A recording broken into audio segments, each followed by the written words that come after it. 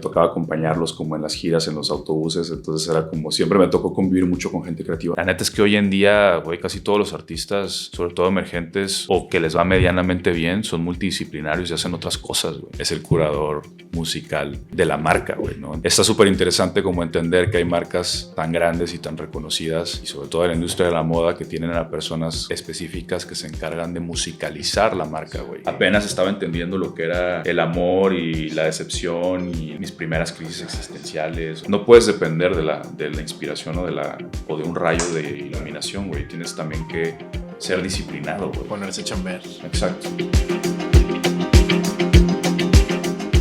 Ok, pues listo, estamos grabando. Paul Estergios, ¿cómo estás? ¿Qué onda? ¿Bien y tú? Todo bien, por fin. Tenemos rato planeándolo. Gracias por invitarme. ¿Cómo te defines o cómo te presentas cuando estás frente a un grupo nuevo de gente? Como si fuera un primer día de clases, de que hola, soy Sergio, soy de Guadalajara y soy... Pues creo que depende mucho del contexto, porque creo que no me defino como una persona como que tiene una sola faceta. Entonces, depende si estás en un contexto como mucho más social o un contexto más de negocio o estás en un contexto más artístico. Depende de eso, es como usualmente lo hago. Pero siempre me presento como Paul. De hecho, casi no uso el Estergios al presentarme porque es más como un nombre artístico. Y me defino como, en general, como una persona que se dedica a la industria del entretenimiento y que hace arte también, ¿no? Es particularmente música.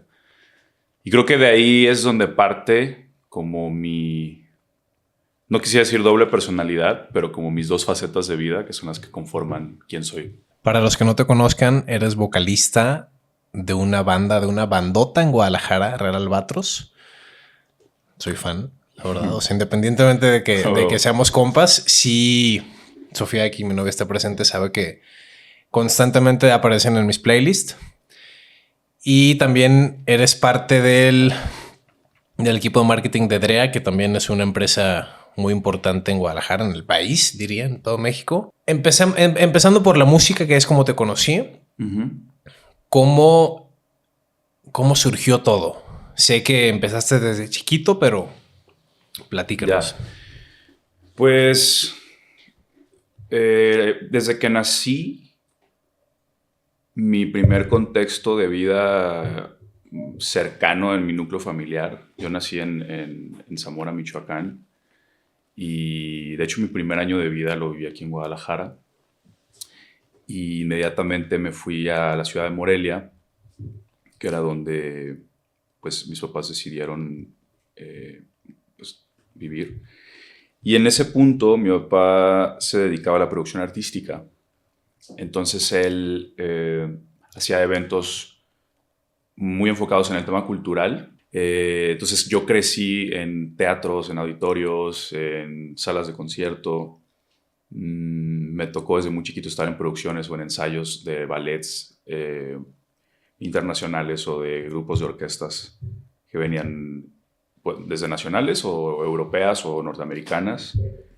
Entonces siempre fue como que pues me veías de morro en los ensayos generales con los músicos, otras bambalinas o en los camerinos.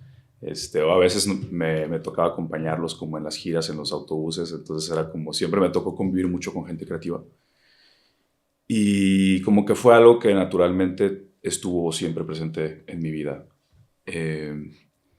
Después me metieron a unos talleres de música, que me acuerdo que eran unos talleres de apreciación musical en la ciudad de Morelia. ¿A los cuántos años? Súper chiquito, yo creo que tenía como unos 4 años. Ok. O sea, era un bebé. Sí. Y lo primero que aprendí fue a tocar las percusiones, que es como la parte más... Es como la parte más básica de la música, ¿no? Como el ritmo y sonidos que tienen que ver a través de los golpes. Entonces, pues empecé con el pandero, los platillos, estaba como en la orquestita de niños me enseñaron a leer de que las partituras de percusión, entonces me tocaba tocar en recitales y, ¿sabes? De que el típico güey que toca el pandero o los platillos, que nada más tiene dos interacciones en toda la obra de ¡pum! Y acabaste. Entonces empecé con eso. Luego me acuerdo que me empezaron a enseñar percusiones ya con música, que era la marimba y el xilófono, que es igual instrumentos de percusión donde golpeas pero ya tienes notas. Y de ahí me pasé al piano, y el piano lo estuve estudiando durante pues, toda mi infancia hasta mi pubertad. Estuve en diferentes academias. Después me fui a vivir a Tepic y ahí estuve en la Escuela Superior de Música. Ahí aprendí a perfeccionar más el piano y también tuve solfeo y coro. Entonces fue cuando empecé a tocar más como... era mucho música clásica. Okay. La mayoría de los profes me acuerdo que eran cubanos. Hay una gran ola de músico cubano en México y en varias partes del mundo que tienen un talento muy cañón. Eran súper exigentes. Y me acuerdo que a la par de eso, pues siempre me inculcaron esa parte del arte. O sea, llegué a estar en talleres de teatro, estuve en una academia de danza, hacía jazz. Estaba súper chistoso porque me acuerdo que era el único niño en la academia. O sea, era una academia como de puras niñas. Sí. Y que pasa mucho en el ámbito creativo, ¿no? Justo. Que hay más niñas. Yo que estudié publicidad y hoy soy fotógrafo, siento que siempre, o al menos en la parte de estudio, crecí con puras niñas. Sí. Creo que, no sé si tiene que ver como con un tema de sensibilidad, pero sí también fue algo que siempre estuvo muy presente en mi contexto. Y ya por ahí de los 13 años, me acuerdo que ya estaba como muy, muy cansado de llevar tanto el tema de la música clásica. O sea, sí crecí mucho con ella, te digo, tanto en mi vida por el trabajo de mi papá. Lo escuchaba mucho en casa y también lo ejecutaba mucho en mis clases, pero ya llegó un punto donde dije, ya, o sea, como que no me veo tanto como siendo un músico de sesión ultra perfeccionista, ¿no? Sabes, de que a la Whiplash. Sí. Y me acuerdo que en esa época llegó a mis manos el Guitar Hero 3. ¡Wow! Y dije de que quiero hacer rock. Así como de que quiero una guitarra de que ya. ¿A los cuántos años fue esto? A los 13. 13. Entonces, pues compré mi primera guitarra y era una Washburn. Pues esas guitarras casi de paquete, así que te dan, que viene con todo. Y empecé a tratar de experimentar con este instrumento nuevo. La neta es que el piano, siendo un instrumento tan completo, como que te facilita mucho que, o sea, entendiéndolo y conociendo todas las partes que componen el tema de armonía, ritmo, melodía, el uso de las dos manos, de usar los pies, ya tener esa noción te hace mucho más fácil como brincar a otro lado, ¿no? Entonces, ya de ahí, de una forma mucho más lúdica, fue como agarrar la guitarra. El Rock Band me ayudó un chingo también a aprender a tocar la batería. Y si ya tienes la sensibilidad, como que se volvió mucho más fácil. Y ahí fue cuando decidí formar mi primer banda. Esto pues, fue en la secundaria, finales de la secundaria. Y aquí ya estabas en otra ciudad, ¿no? Aquí yo sí ya estaba viviendo en Tepic. Ya. Entonces formé mi primer banda, se llama Standby. Y fue una época muy, muy hermosa y que recuerdo con muchísimo cariño porque fue como el primer acercamiento a ya sentirme como artista, por así decirlo, ¿no? Que tiene que ver con pegarte el tiro de armar tu ensamble y siento que es algo que también sucede mucho en la adolescencia, ¿no? Como que tienes como este sueño y en ese tiempo me acuerdo que el indie rock estaba como súper hypeado, ¿no? Empezaba como mucho el tema de estas bandas como los Arctic Monkeys, los Strokes, Falls, Franz Ferdinand. Esas eran como mis referencias principales que dije, por esto quiero hacer yo este tipo de música. En ese tiempo en Tepic había una escena musical que estaba completamente dominada por el punk. Había un chingo de banditas de punk, un chingo de bandas de metal y mucho ska. Y nosotros éramos la única banda de la ciudad que hacíamos indie, güey. Y en ese tiempo, y ahí también más que nada, pues era música que no se escuchaba mucho en nuestra generación. O sea, como que era algo nuevo. Y de una forma u otra fui encontrando a los amigos que tenían como este sueño también y que dijeron, bueno, yo me compro mi batería, yo me compro mi guitarra y escuchamos esto y empezamos a hacer nuestra banda de covers de todas estas bandas que te estoy contando, ¿no? De Cooks, Muse, los Arctic, bla, bla, bla, bla. Y ya como a principios de la prepa fue cuando dije, bueno, pues ya tenemos como esta influencia de todos estos grupos, hay que empezar a hacer como nuestra música, ¿no? Quisiera empezar a componer, quisiera empezar a escribir. Y eso siento que es como también un paso súper, súper grande y súper complicado porque nadie... No es como tan sencillo que llegue alguien y te enseñe cómo componer una canción, ¿no? O sea, como que ya hay... La escuela que yo traía era más de método, más que de creación. Entonces es como... O sea, lo que Dios te va a entender, empiezas a hacer tú según tu estructura, empecé a hacer como mis primeras letras, según yo como súper poéticas y metafóricas y como que del amor y que no sé qué, pero realmente era más una necesidad por querer crear algo, inventar algo y hacer algo. Entonces era como los primeros pasos de empezar a tener una propuesta. Y así empezamos con nuestro proyecto. En ese momento fueron pues toda la prepa ya de que éramos como la banda de indie de allá. Y siempre estuvo también como estas ganas de decir, güey, quiero hacerlo de que bien, ¿no? O sea, como que quiero hacerlo profesional, quiero dedicarme a esto, de que vamos dándole con todo. Y me acuerdo que fue un súper parteaguas porque era como, a ver, no lo vamos a lograr viviendo en Tepic. Okay. Que lo recuerdo con mucho cariño el lugar porque me dio mucho, pero en ese momento dije, pues no, si queremos algo más grande necesitamos movernos, ¿no? Y siento que es algo que también pasa mucho, estés en donde estés. Y la neta, lo más cerca que teníamos era Guadalajara y fue como, pues vámonos para allá. Entonces, pues fue el brinco que dimos. Me acuerdo que en ese momento, Fede, que era el que en ese momento tocaba la guitarra, y Alex, que es Fralo, pues éramos los mejores amigos, güey, desde la prepa. Esto fue como stand-by. Como stand-by. Todavía, ok. Sí, Entonces, sí. cuando vienen de Tepic a Guadalajara, vienen como stand-by. No, para ese momento fue como, vámonos a Guadalajara. Me acuerdo que en ese momento el baterista y yo no nos pudimos ir. Yo me quedé a hacer el primer semestre de la universidad en Tepic. Yo estaba esperando recibir una beca de la universidad de Guadalajara para poderme venir, porque después me dijeron de que, oye, si te quieres ir, pues tú ve, o sea, ahora sí tu pedo, ¿sabes? Entonces fue como, puta, fue buscar como la forma, y entre que se llevaba a cabo ese proceso me tuve que quedar 6 meses allá, que para mí fue como súper doloroso, porque era como justo ese momento de dar ese paso donde nos sentíamos de que acá, y ver que se fueran mis amigos y ver que en ese momento la banda como que se desintegrara, que en ese momento para mí era mi todo, fue como algo muy, muy doloroso. O sea, me acuerdo que fueron muchas tardes de llorar, güey, así tal cual. Hasta que, bueno, por fin me vine a la ciudad, entré al ITESO y entré a administración financiera. Ok. ¿Por qué? Porque, no sé, me llamaba la atención el tema de negocios. O sea, siempre me interesó en la parte...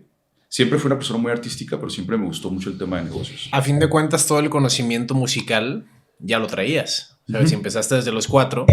Exacto. Sí. Sí, porque pudiste o puedas pensar, güey, ¿por qué no te fuiste a estudiar música? ¿No? O sea, Claro. O una carrera, una licenciatura musical. Pero acabaste en Merca. Acabé en Merca, justo. O sea, yo a media carrera, para empezar, pues te digo, mucho del objetivo de habernos mudado para Guadalajara era porque dijimos, pues es un lugar donde podemos tener más oportunidad. Pues nos vinimos y la banda se desintegró completamente. O sea, fue como que cada quien estaba en su pedo. Yo estaba, o sea, todos entramos a universidades diferentes, entonces estábamos cada uno en cada extremo de la ciudad, inclusive como amigos hasta dejamos de vernos mucho tiempo. Y es una edad bien difícil y creo que como foráneos también como que hay mucha... Es muy fácil estar disperso. Claro. En ese punto de la vida. No, y luego, pues sí, es como tu primera etapa donde empiezas a vivir solo y empiezas a tener más libertad y conoces un chingo de gente nueva. Sí. Obviamente, pues, estás morro, estás en una ciudad nueva también de que pues empiezas a agarrar la fiesta y es como... justo, es muy fácil como empezarte a desviar o ya tener otras prioridades. Y justo empezó a suceder eso y me acuerdo que hubo un tiempo en el que me empecé a agüitar bien cabrón. O sea, como que dije, a ver, yo me vine para acá y no estoy haciendo lo que estaba buscando o lo que quería hacer. Ya no estoy haciendo música, mis amigos están cada quien en su pedo. Obviamente empecé a conocer gente nueva, a tener amigos nuevos, pero también el ambiente de mi carrera no tenía mucho que ver como con mi estilo de vida o lo que yo estaba buscando. Entonces como que yo empecé a entrar en una crisis súper fuerte a esa pues, temprana edad, o sea, de que creo que fueron como... ¿Que los 20s? Sí, pues eran 19, 20, sí. 20, ajá. Y me acuerdo que empecé a sentirme muy triste, o sea, como que había una parte de mí que estaba muriendo y que sentía como que una velita así estaba. Dije, ¿en qué momento llegué aquí? O sea, porque me estoy empezando a desviar, estoy yéndome a otro lado. Y fue como una etapa media complicada también para mí. En ese tiempo también tenía un negocio que me requería mucha atención, sobre todo como en temas vacacionales, y era algo que realmente necesitaba como darle su debida atención porque me ayudaba a pagar mi carrera o mis estudios o mi vida, pues, o sea, como en general aquí en Guadalajara. Entonces era como, chale, güey, estoy como yéndome por otro lado, necesito como volver al centro, a mi centro. Y en eso me vuelvo a conectar con Alex, con Fralo. Él se había entrado a estudiar arquitectura a la UDG. Fede, que era el guitarrista, entró al TEC de Monterrey a estudiar biotecnología, o sea, una cosa que es también súper clavado y muy específico, ¿no? Sí. Entonces, cada quien estamos a un extremo de la ciudad con contextos súper diferentes y fue como se disipó como todo completamente, ¿no? Entonces, volviéndome a conectar con Fralo, fue como, güey, estoy pasando por esto, siento que lo que teníamos estaba bien perro, estábamos llevando el proyecto como a un nivel, como a otra cosa. Sí. Entonces fue como recordar, escuchar como las maquetitas que teníamos en ese momento. No había álbum todavía en ese punto. No, nunca. Llegamos a sacar como 2, 3 sencillos y hacíamos nuestros propios videos y todo, que ahorita los veo y me dan un chingo de cringe. Pero nosotros los dirigíamos y como que con nuestros recursos y todo, ¿sabes? O sea, como que neta éramos la única banda que hacía sus propios videos, ¿no? Sí. Y dentro de nuestra cabeza era como, pues vamos a tratarlo de hacer lo que para nosotros es como lo más profesional posible o, pues sí, como echar las ganas en las diferentes dimensiones que es tener una banda, ¿no? Entonces como que volvimos a ver eso, a revivir esos momentos y fue como, hay que darle, güey. O sea, como que él también me acuerdo que me dijo, yo también lo necesito, creo que lo que tenemos está muy chido, jalo de que a darle con todo. Fue como, bueno, si lo hacemos hay que hacerlo como de una forma distinta, hay que hacerlo más profesional, hay que buscar a la gente adecuada y hay que complementar a la banda, ¿no? Porque el baterista de ese momento, Ángel se quedó en Tepic. Entonces fue como, pues somos los mismos, pero ya no, pero ¿cómo le hacemos? O sea, es el mismo nombre, creamos una banda nueva. Entonces lo que hicimos fue crear como un proyecto nuevo, entre comillas, porque ya teníamos como 10 canciones compuestas de Standby que nunca salieron. Y era como todavía el rush que teníamos como de este revival del indie.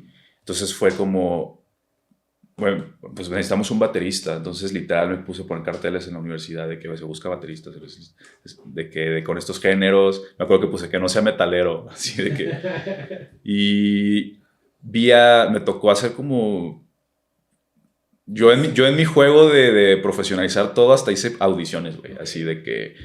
A ver, mándame qué has hecho, mándame los videos tuyos, hay que vernos, te voy a ver tocar. Y empecé a ver a varias personas, conocí gente muy chida en ese proceso. Y me acuerdo que solamente me faltaba una persona por ver y por conocer. pero también como que teníamos un tema de tiempos medios complicados porque iba a ser verano y se empezó a dar mucho que en los veranos de que te ibas a Vancouver, güey, pues ahí te conocí, ¿no? Justamente en uno de los veranos. Eso, yo te conocí uno antes. No, no es cierto. Fue después que yo fui 2 veces. Sí, porque creo que ya existía. Ya existía Real Albatros, justo. Sí. Sí, bueno, en esta ocasión fue cuando conocí a Andrés. O sea, de que me acuerdo que le cayó a mi casa. Fui al único de todos que no lo vi tocar. Y cuando se fue, me acuerdo cuando se fue de mi casa, porque platicamos y todo, yo dije de que, me acuerdo que le mandé un mensaje a Fralo y le dije, güey, es él. Así de que, ni siquiera necesité verlo, ¿sabes? Como escucharlo, como que él por sí mismo me transmitió mucho de que era ya la persona como correcta, ¿no? Y así empezó el proyecto. Le nombramos Albatros al principio. Teníamos un par de nombres y Albatros fue el que más nos gustó. Ya al momento de querer hacer el registro del nombre, nuestro abogado vio que había una banda que ya estaba registrada que se llama Albatros, pero escribía súper diferente, de que con V, TH y Z. Pero el registro fonético pues se pronuncia exactamente igual. Entonces fue como que nos dice, o cambien el nombre o agreguen otra palabra para que haga como esta diferencia. Y ahí agregamos real, que es como otra especie del ave, se llama albatros real, que es como la más grande. Y sentía que era una palabra que como que crecía más el nombre, pero no le quitaba peso como a la palabra principal. ¿Y hay algo con esa ave en particular? No, simplemente creo que me gustaba mucho cómo sonaba. La fonética. Que, la parte fonética a mí me llamaba mucho la atención, como que decía, tiene algo, se me hace fuerte, se me hace universal, o sea, como que lo puedes decir en español, en inglés, o sea, como que es... Pero es una cosa que no tiene tanta profundidad, ¿no? Porque también siento que muchas entrevistas es de que, ¿y por qué se van así? Sí. Y es como, bro, pues no hay como un... Ajá, justo es esa. Es una ave marina, güey. De que yo siempre dije de que el nombre no hace la banda hace el nombre, güey. Claro. Como que realmente vale madres. Y así empezó el proyecto de Real Albatros y está chistoso porque pues sacamos el álbum de Antes del Presente, que es como súper basado en todas estas referencias del indie rock y todas estas bandas que te dije.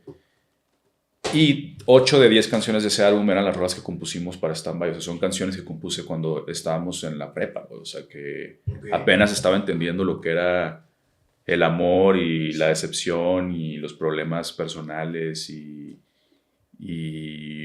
mis primeras crisis existenciales. O sea, como que realmente es un proceso explorativo muy personal a nivel letra y también musicalmente, como que siempre traté de ser como muy ambicioso en cuestión del nivel de producción y meter arreglos con cuerdas, justo como volviendo a este tema orquestal, pero también que se sintiera la potencia de las guitarras y las baterías. Entonces fue como que fue algo muy padre, pero también fue como nuestro primer acercamiento a lo que era lanzar un álbum y después se vino ya como toda la ola de Malos Hábitos, que fue como ya cambiar el estilo. Marco, que es nuestro tecladista actual, se unió, le aportó muy cabrón al proyecto. Sí.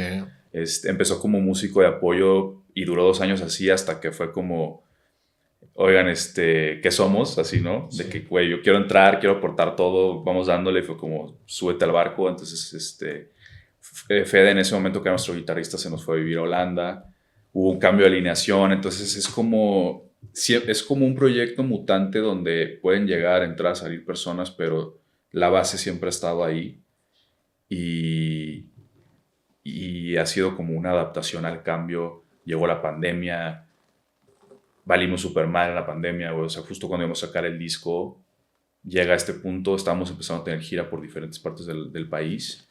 Se sentía como un rush bien chido, como a cuestión como de los fans que estamos empezando a agarrar, números, bla, bla, bla. O sea, se cuenta que nos fue un balazo en la cabeza, güey. ¿Cuántos años pasaron desde del primer al segundo álbum? Me parece que fue en 2018, su primer álbum, o por ahí, ¿no? En 2018 empezó la banda. Ok. Y en 2020 fue justo cuando teníamos el disco terminado, que fue justo cuando llegó la pandemia. Entonces, haz de cuenta que, pues, güey, Pero en el 18 sí tenían sencillos ya publicados, o sea, Sí. ya había material. Sí, ya habíamos Sí, sacado sí. un par de sencillos, pero sí fue un proceso también súper largo de 3 años, 2-3 años de grabar el álbum. O sea, inclusive lo empezamos a grabar de finales de 2017.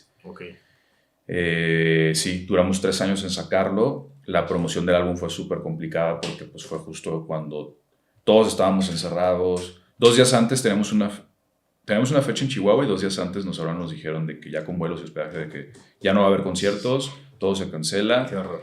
Entonces fue como, puta, pues sacar un álbum en plena pandemia es muy complicado, además si eres una banda emergente y es tu primer proyecto. O sea, no tienes ya un método de promoción como tal. Solamente tienes las redes y todos estaban ahí en ese momento. Entonces había una sobresaturación de contenidos por todos lados. A nadie le importaba, ¿sabes? Entonces fue como... Sí, estuvimos intentando hacer medios digitales y todo, pero fue una etapa bien complicada y bien difícil que llevó a que nos volviéramos inactivos y a morir como por 2 años. O sea, fueron 2 años de inactividad donde Real Batros desapareció del mapa. Sí. Digo que Fede se nos fue a vivir a Europa, eso también fue como un golpe súper fuerte y siento que fue como un step back, que inclusive yo también personalmente en ese momento fue una súper crisis que me tuve que regresar a Tepic, güey, o sea, porque ya no podía seguir aquí, o sea, como que se me volvió insostenible. Y empecé a buscar como alternativas para regresar a la ciudad, para poder seguir creciendo también de las 2 formas, güey, tanto personal y profesional como artística. Y ahí fue cuando empecé a clavarme mucho más, cabrón, con el tema del marketing, de que, güey, necesito aprender habilidades nuevas, necesito buscar herramientas nuevas. Y me empecé a clavar bien cañón con el diseño gráfico, empecé a investigar un puteo sobre branding, y empecé a sacar mis primeros proyectos como freelance. Con los primeros proyectos que cayeron dije, a la verga me voy de aquí, regresé a Guadalajara. En todo este tiempo seguiste estudiando. Sí, estaba ya terminando la carrera. Ok, que sí te titulaste, ¿no? Sí. Ok. Y pues sí, me tocó una graduación pues obviamente súper pandémica, ¿no? De que sin familiares, sin gente, con cubrebocas y todo. Y fue regresar, pues empezar a sacar mis proyectos personales adelante y reconceptualizar el proyecto de la banda. O sea, fue como, a ver, acaba de suceder todo esto, este güey se nos fue, este güey entró, ¿qué vamos a hacer ahora? O sea, como, ¿cuál va a ser ahora nuestro concepto? ¿De qué vamos a hablar? ¿Cuál va a ser nuestro discurso? Todos pasamos por cosas súper fuertes, o sea, como hay que restablecer como ese ADN de lo que somos nosotros ahorita y hay que reconstituirlo y reconceptualizar lo que estamos como queriendo comunicar, güey, ¿no? Tanto a nivel musical como a nivel lírico. Y así fue cuando empezaron ya a nacer estas rolas como de la nueva era, en ese momento que empezó con Espectador, Afecto Placebo, ya como que ya traíamos como un cotorreo súper distinto. Sí. Y eso fue como si volviéramos a nacer. Entonces, haz de cuenta que fue como si en el 2022 Real Batros hubiera nacido de nuevo, como una segunda oportunidad. Y bueno, pues ya el resto es historia hasta donde estamos el día de hoy. ¿Cuál es tu proceso de composición? ¿Empiezas por la letra, la melodía? O en general, en la banda, ya viéndolo como Real Albatros, ¿cómo llegan a tener una canción? Todas las canciones tienen procesos diferentes, no hay una fórmula. Y eso es algo que me gusta mucho de crear, que no siempre tienes que seguir el mismo proceso. Ha habido canciones donde prácticamente se me viene a la cabeza una melodía, un ritmo, una armonía y construyo como... Es como si escuchara la canción en mi mente completa, con todos los elementos. Antes solía como... Ya que la tenía como ensamblada en mi cabeza, en los ensayos le presentaba a cada quien como su parte, la estructurábamos y luego ya entre todos o cada quien hacía como aportaba como su cuestión como de, no sé, hacer como ciertos cambios o proponer como ritmos diferentes y todo, pero siempre era como muy, muy personal y muy completo. Pero siempre ha sido súper variable. Ha habido ocasiones en las que estamos en un ensayo y de repente Marco empieza a jugar con el synth y es como, o sea, como que hay algo y de la nada, mientras uno está afinando, el otro aprovecha porque está tocando algo cool. Entonces Andrés se le monta y empieza a hacer de que... Y luego es como, güey, esto está cool, sacas el teléfono, empiezas a grabar y tienes ahí un jam de 10 minutos y luego lo escuchamos y es como, ay, aquí está esta parte cool, y luego ya sale algo. Y ha habido otras donde sale como mucho la cuestión musical súper rápida. Y es como... O también puede ser donde haces como un loop, ¿no? Como que tienes un sintetizador que está haciendo como ciertas vueltas, agregas el ritmo, empiezas a construir la canción y tenemos a veces muchas canciones instrumentales que se van como archivando y luego es como, me voy a mi libreta de letras y hay cosas que yo tengo que he escrito y es como, siento que esto le puede quedar como acá. Entonces ya solamente monto la letra en la canción, que no es como que yo las escriba en un principio como si fuera una canción, son como más en prosa o más como si fuera un poema como tal. Para pasarlo a música, pues tienes ya como que jugar con estructuras, que las sílabas te den, empezar a rimar o como... Y eso, pensándolo en un día normal, lo aterrizas en notas, te sientas a escribir, ¿tienes algún proceso o cómo llegas a esa lírica? La verdad es que la escritura para mí ha sido como una relación de amor-odio y muy complicada, porque la escritura para mí, yo como lo vivo, es muy inspiracional, o sea, como que realmente siento que a veces dependo de este rayo de, ¡pum!, necesito escribir esto, güey, me acaba de pasar esto, necesito escribirlo.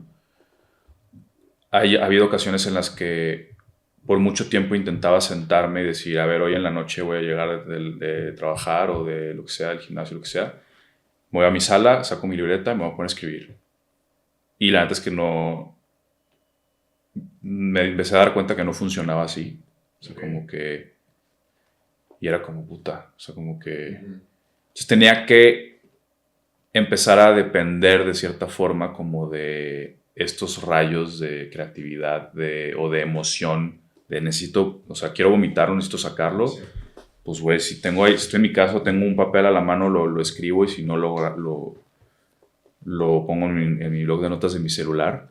Que después eso también ha ido cambiando con el tiempo, güey, porque también empecé a dar cuenta que la creatividad y sobre todo mucho en tema de escritura y en general en todos los ámbitos, no solo es una cuestión de, no puedes depender de la inspiración o de un rayo de iluminación, güey, tienes también que ser disciplinado, güey. Ponerse a chambear. Exacto. Sí. Entonces, si tienes esa disciplina y empezar como a generar tus propios momentos estructurados de creatividad, de ponerte a escribir, de ponerte a sacar un ritmo, de todos los días a cierta hora sentarte en el piano y lo que salga, güey. O sea, como empezó como también mucho a cambiar mi forma de componer y empezó a ser un método mucho más fluido y más constante. Okay. ¿No? O sea, como que a veces siento que como artista, sobre todo independiente, cuando no estás como sujeto a procesos como industrializados de creatividad, ajá, como que romantizas mucho yo soy artista, de que a ver qué se me ocurre, o déjame voy al bosque y me pongo a, ¿sabes? O sea, como que con mi libretita y así, o sea, claro. No funciona. Bueno, a cada quien le funciona diferente, pero a veces no es tan así, ¿no? Entonces es como, pues siempre ha sido como un proceso explorativo, tanto personal como colectivo, porque últimamente también he pasado mucho como esa batuta al grupo en general y las últimas canciones que hemos estado haciendo han sido mucho más colectivas, lo cual nos ha estado llevando como a sonidos y como dimensiones como súper diferentes, sí. Y ha sido también un proceso muy padre. Pero justo como te digo, o sea, nunca hay una fórmula, no hay un proceso, siempre es variable, siempre es cambiante, es no casarse con una forma u otra. ¿Cuál es tu manera de consumir música hoy en día? Sé que en el primer álbum tenía referencias muy claras y me platicaste a mí fuera de micrófonos las referencias del segundo álbum, Sí. pero se me hizo muy interesante. ¿Cómo consumes música? Es una de las actividades que más tiempo y lana te puedo decir que invierto. O sea, como en realmente me siento a veces como si fuera un cazador de empedernido de rolas, güey. O sea, como, ¿Lana en qué sentido? O sea, compras... tengo una colección gigante de CDs. Desde Ok. muy morro siempre fui Ok, ok. de comprar de que CDs. Ahora, de un tiempo para acá, empecé a hacerlo más con los vinilos. Ok.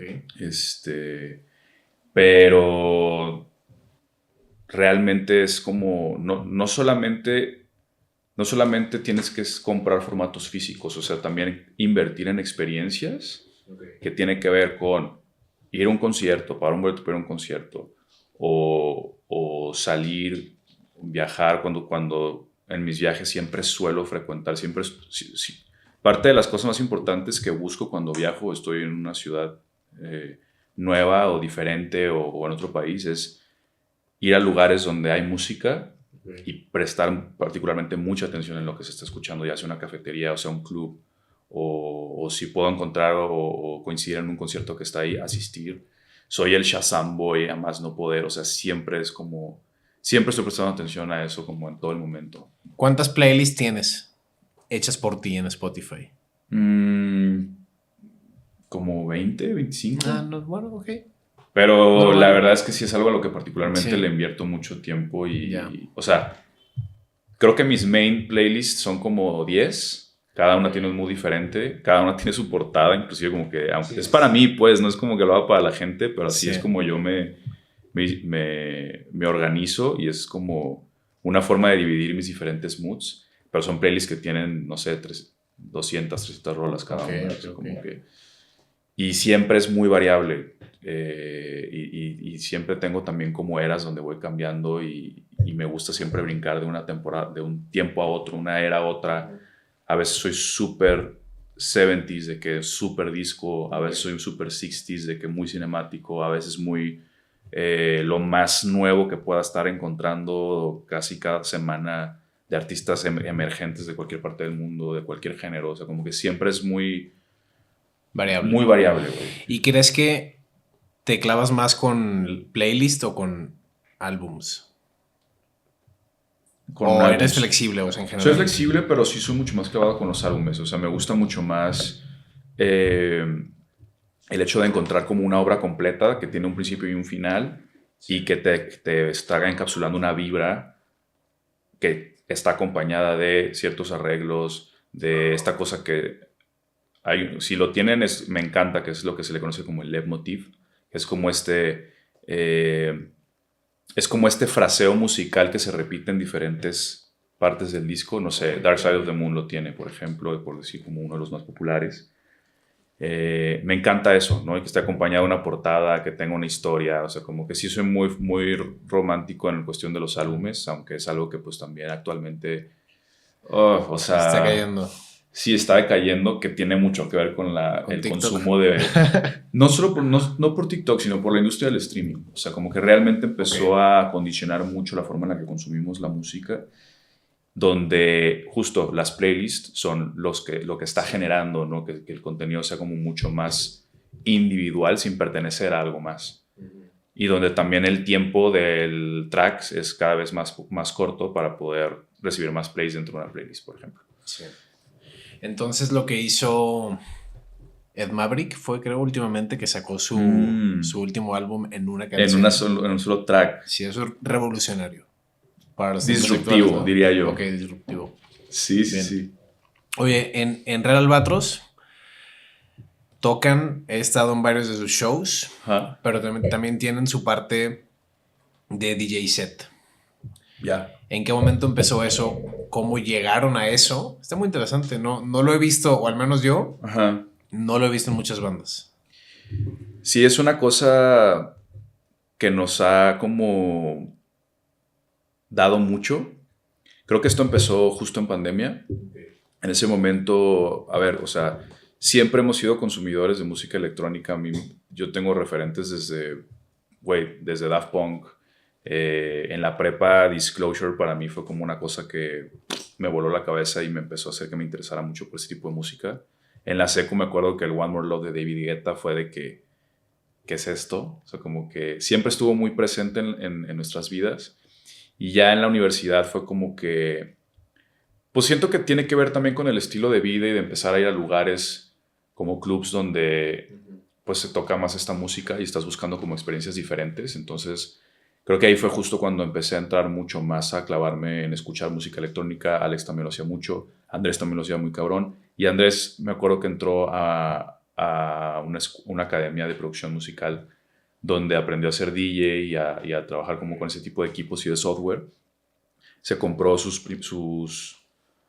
tornitas, las Pioneer, las DDJ, y pues fue como, pues ya teníamos un juguete nuevo que también nos transmitió como mucho esa parte, ¿no? O sea, como que justo también cuando te conocí en Vancouver, en ese verano, sí, estaban con las tornamesas jugando. Nuestro amigo tenía, bueno, es que Sergio y yo fuimos roomies durante un verano allá. Y Ari tenía las tornas, sí. Entonces también fue como también mi primer acercamiento, empezar a jugar con eso. Y como ya traía la música, fue como, güey, pues estas rolas que ya conozco y que me encantan, ya las puedo empezar como a tocar acá. Y teniendo también como el conocimiento de trabajar en estudios, de conocer el hardware tal cual como de producción, pues fue como mucho más sencillo y muy fluido el aprender a mezclar. Y pues también estuvo muy cagado y a veces una cosa muy rara que a veces hasta confundía a la gente de que, güey, ¿son una banda o son DJs? Sí. Pero para nosotros también fue como una plática interna de decir, ¿qué somos, güey? ¿Qué somos? ¿A dónde vamos? ¿Qué queremos hacer? Y fue como llegar al punto de, pues somos un proyecto, hacemos música, no estamos limitados y esto nos está permitiendo explorar como nuevos horizontes, que es, güey, la escena de bandas y de artistas indie de Guadalajara y de México es una, y la escena de DJs y productores indie o de cualquier talla en Guadalajara y en México son dos escenas, industrias y venues completamente diferentes. Entonces fue como abrirnos camino ya por los dos lados, encontrar y conocer gente nueva, entrar a recintos diferentes, güey, ¿no? Ya sales de los salas de conciertos underground y empiezas a entrar a los clubs, empiezas a entrar como en ciertos barecitos y luego empezamos a tocar en clubs de mucho más renombre, o en festivales ya inclusive de música electrónica. Y eso también nos fue llevando a que musicalmente empezáramos a mutar hacia allá. No solo hacia allá, sino más bien como que encontrar una forma de converger entre la música de club y la música de banda, ¿no? Entonces, justo como que ahorita en esta era, estamos como en este punto que estamos encontrando de fusión entre estas dos áreas, y eso nos ha llevado a, güey, una lista de canciones que estoy muy emocionado por sacar, que estamos trabajando justamente en ello, y fue como, wow, o sea, creo que estamos encontrando ya eso que habíamos estado buscando, que ya se convierte en una propuesta, que ya son rolas que puedes tocar bien cabrón en un festival, arriba de un escenario, pero que también puedes bailar en un antro, güey, o sea, como... y fue justamente permitirnos explorar y no limitarnos a decir, güey, somos una banda que estamos haciendo de que tocando música electrónica, ¿sabes? Oye, una pregunta que es genuina porque yo desde la fotografía es un tema importante del cual se habla poco, y siento que mucha gente que hace música y tiene su proyecto independiente, pues seguramente se han topado con esto. Las finanzas en una banda independiente. ¿Cómo lo manejan? ¿Qué podrías aconsejar? Sí.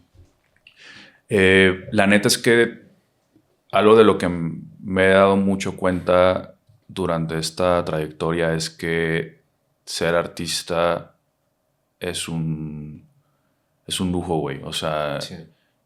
Y es algo de lo que estoy muy agradecido por tener la oportunidad de hacerlo, por más que pueda llegar a costar y que pueda llegar a ser complicado, ¿no?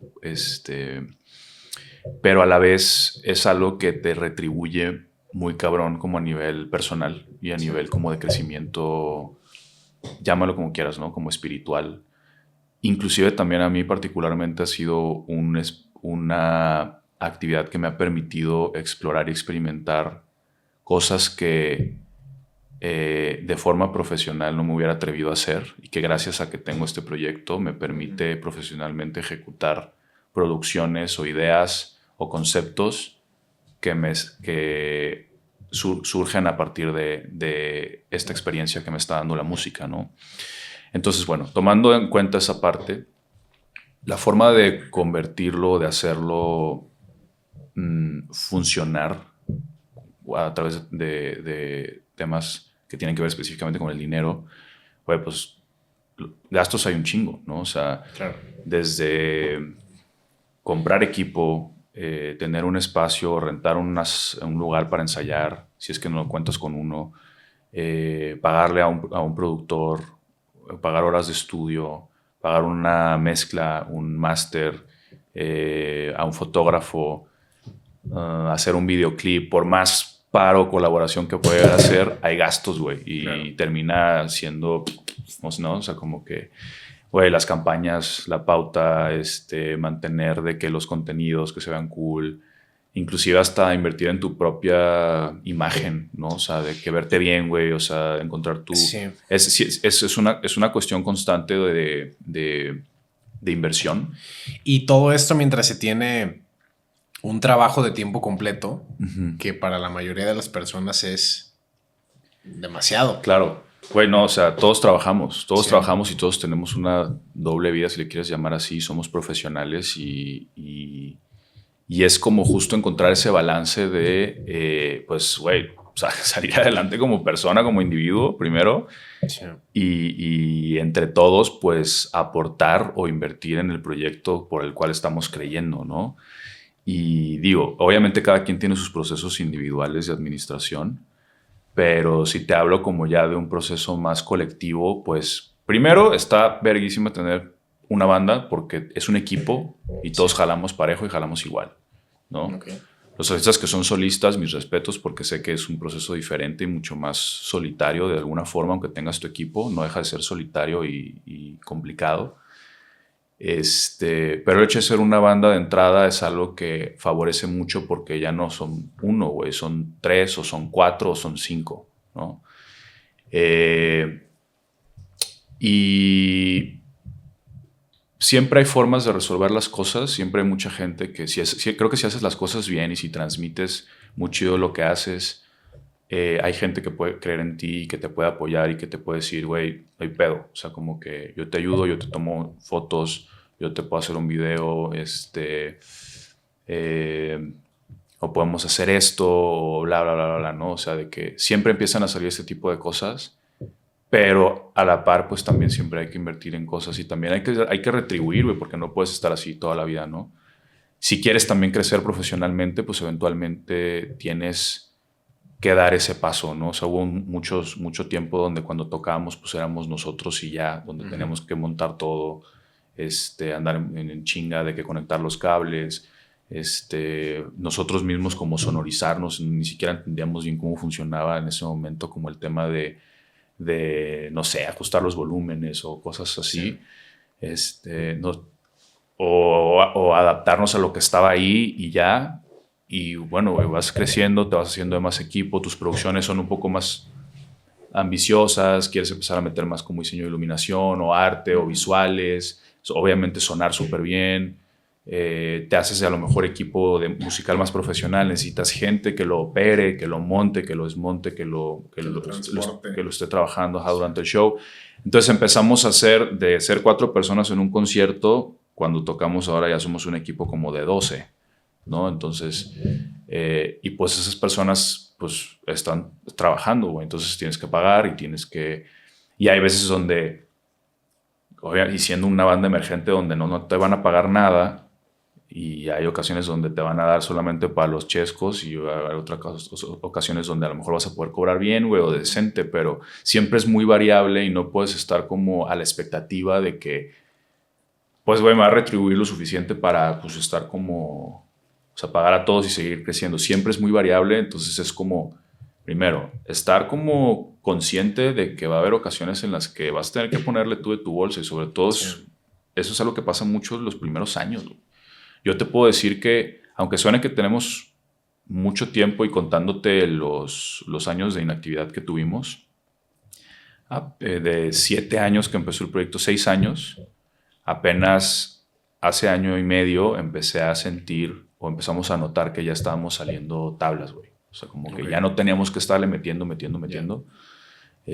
sino que ya de repente de cositas que salían se iba pagando solas las cosas. Sí. Y estábamos como empezando a encontrar un punto de equilibrio como mucho más sano, güey, porque también si llega un punto donde de plano después de mucho tiempo no llegas ahí, chale, pues, o sea, ¿a qué le juegas, sabes? También ya empieza o sea, puedes empezar a arriesgarte a que sucedan cosas como empezar a perder credibilidad, empezar a ver como ya temas internos de, güey, pues también tengo otras necesidades, ¿sabes? Entonces, sí, es súper importante tenerlo bien claro y ser inteligente y también verlo como que tiene que ser algo que tiene que retribuir de alguna forma, no siempre tiene que ser, no tiene que ser todo el tiempo y no debería ser todo el tiempo como algo a lo que solamente le estás inyectando y no te está trayendo nada a cambio. Sí, la parte personal y espiritual está perrísima, pero tampoco vives de eso, ¿sabes? Claro.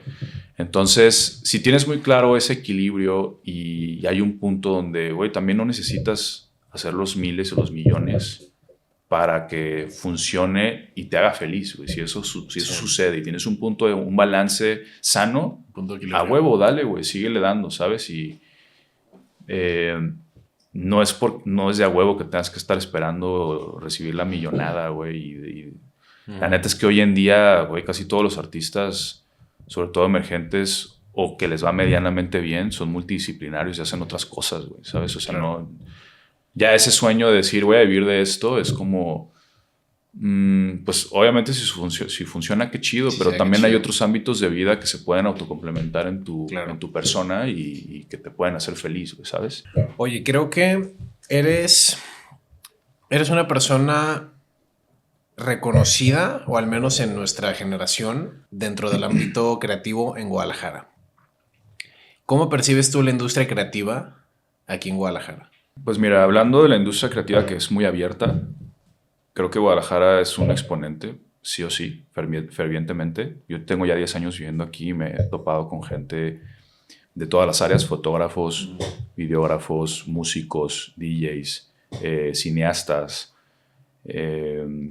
ilustradores, tatuadores, mercadólogos, publicistas. O sea, hay una cosa muy, muy fuerte donde muchísimos artistas y exponentes, inclusive de toda la vida, ¿no? De muchas generaciones han salido sí.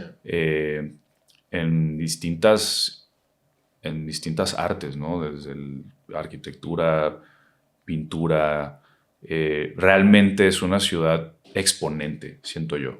A nivel propuesta y a nivel escena y sí. talento, yo la veo grandísima, güey. Sí. A nivel industria es diferente. Son cosas diferentes. Yo como fotógrafo, bueno, no solo como fotógrafo, en general en creatividad percibo que hay mucho talento en Guadalajara, pero pocos medios. El típico hay talento, solo falta apoyarlo. Sí, sí, es que una cosa es que haya una escena o un movimiento y otra cosa es que haya una industria.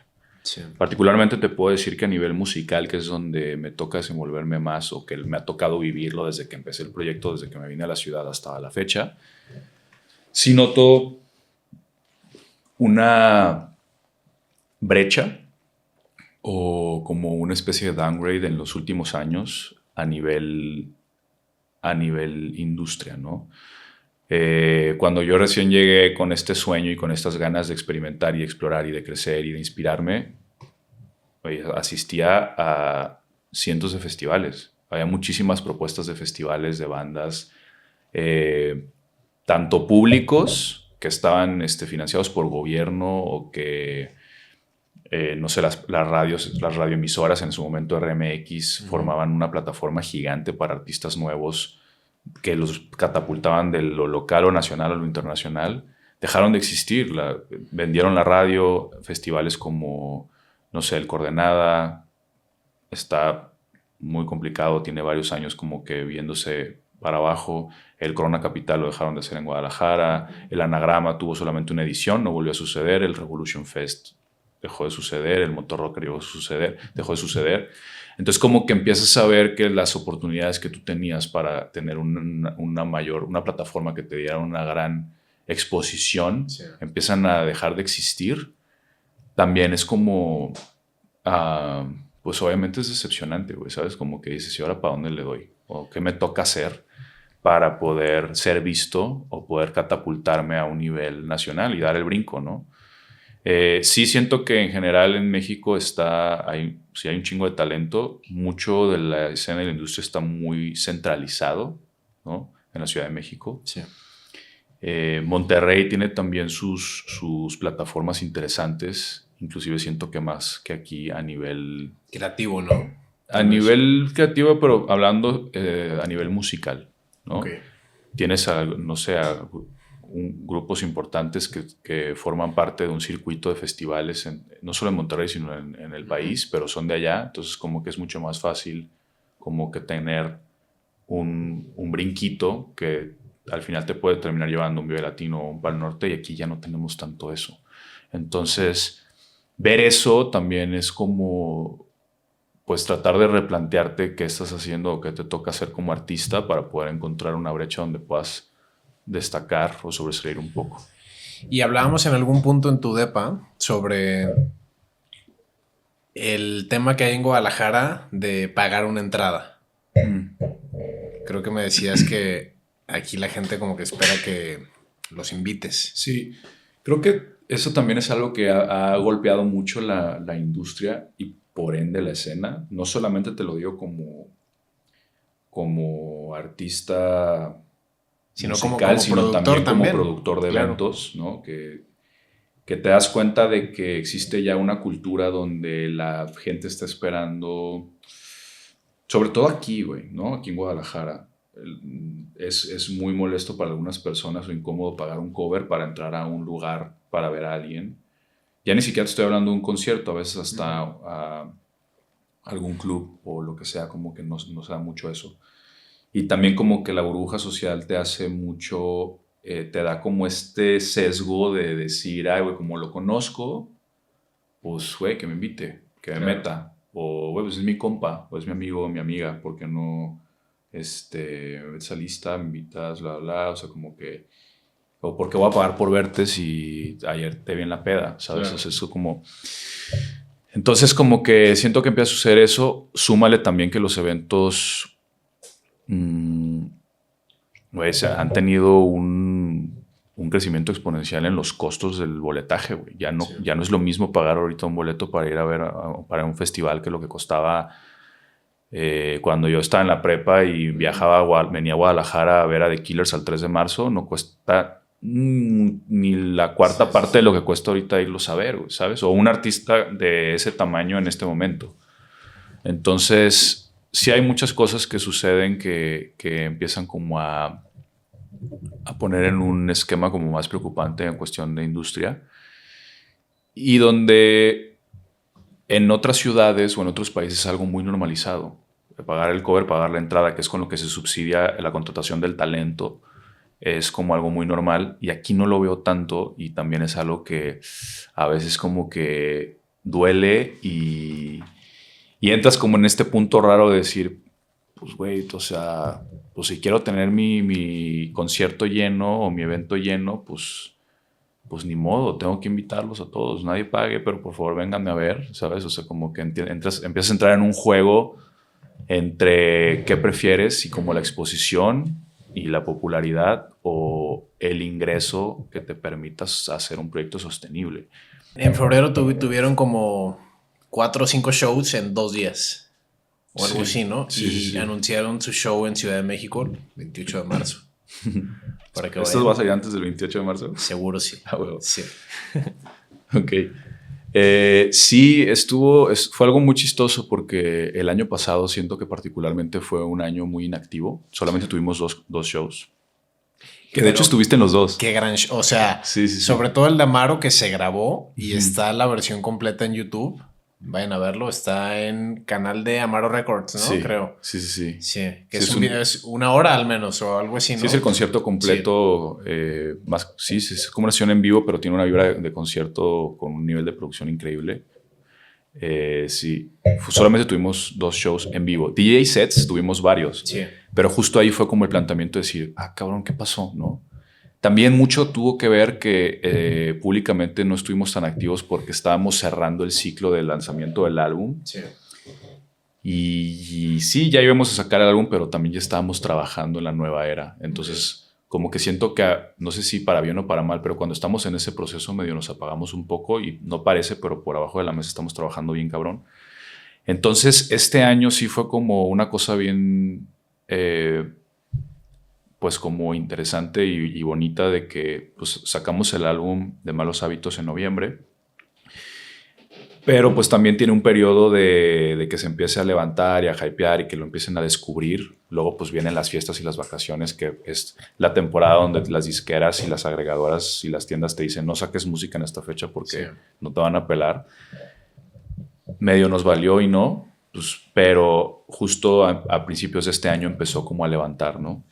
Empezaron a salir como varias propuestas y nos empezaron a buscar para diferentes shows. Y también aprovechamos el rush y dijimos, bueno, si ya nos están cayendo estos, también nosotros hay que salir a tocar puertas y complementar y que se sienta ya como mucho más movimiento, ¿no? Entonces, y fue algo súper cagado porque siento que empiezas tú como a mover las perillas y los engranes se empiezan a mover solos. Entonces, como que empiezas a tener cierta actividad y nos empiezan a llover ya solicitudes de que, oye, queremos traerlos a Guanajuato, oigan, es un evento en Querétaro, oigan, bla, bla, bla, no sé, en Guadalajara, otro. Y empezamos a recibir como ya más solicitudes y está padre porque ya empieza a retribuirte como justo. Oye, ¿cómo manejan el proceso de pitching? ¿Lo haces tú? ¿Lo hace alguien de la banda? ¿Tienen un manager? Siempre nos hemos manejado de forma independiente. Okay. Me encantaría decir que me gustaría tener un manager. No sé, yo particularmente me ha tocado como mucho fungir como ese rol, quizá por, no sé, mi personalidad o por cómo me desenvuelvo también profesionalmente, pero sí, usualmente me toca mucho por tema de relaciones, amigos, trabajo, lo que sea, como empezar a involucrarte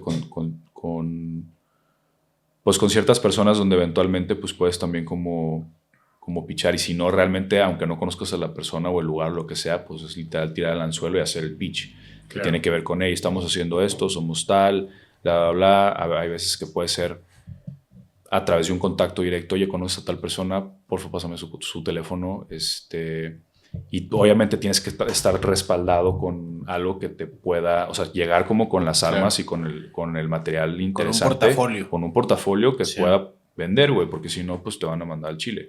Claro. Entonces es como, ya que empezamos a tener las bases, me pasaba mucho el año pasado, ¿no? Que era como, güey, pues no estamos teniendo tantos shows, ¿qué onda? Así casi como de que ponte a chambear y así de, ok, sí, pero no estamos haciendo nada ahorita. Sí. No tengo herramientas o armas para salir y es una chambota, o sea, es darle a redes, que solo el tema de redes es un trabajo tiempo completo por sí mismo. Porque es planeación, producción, edición, publicación, gestionar todo el tema. Sí, pero siento que cuando empiezas a entender cómo funciona y también te armas de un equipo, porque no lo hacemos solos, o sea, tenemos un content manager, Diego Vergara, que es increíble y que tiene también rato trabajando con nosotros desde que empezamos, güey. Sí, es muy bueno. Entonces es como empiezas a sumar gente al equipo que tiene el super expertise en lo que hace. Sí. Y es como empezar a delegar y también permitir que nuevas mentes empiecen a aportarle al proyecto. Y al final se ve como es redituable, ¿no? O sea, justo después del evento de G de Luz, creo que fue mucho más el impacto que tuvo a nivel redes por tema de viralización. Sí. Que sí, en el evento nos fue perrísimo, pues es un evento público, es un evento masivo, pero fue más como la retribución que tuvo a nivel mediático. Okay. Que justo es como buscar esas oportunidades que, güey, te paguen o no te paguen, puedes encontrar la ventana que te puede llevar a catapultarte o a que seas expuesto a nivel digital. O viceversa, o sea, como que siempre hay hay maneras diferentes de hacerlo, pero sí notamos un pico muy cabrón a nivel numeral ya en todos lados, o sea, tanto en redes como en streaming, como en YouTube, como bla, bla, bla. Y justo fue por este rush como de empezar pues a ponerse a trabajar, claro, ¿sabes? A hacer cosas.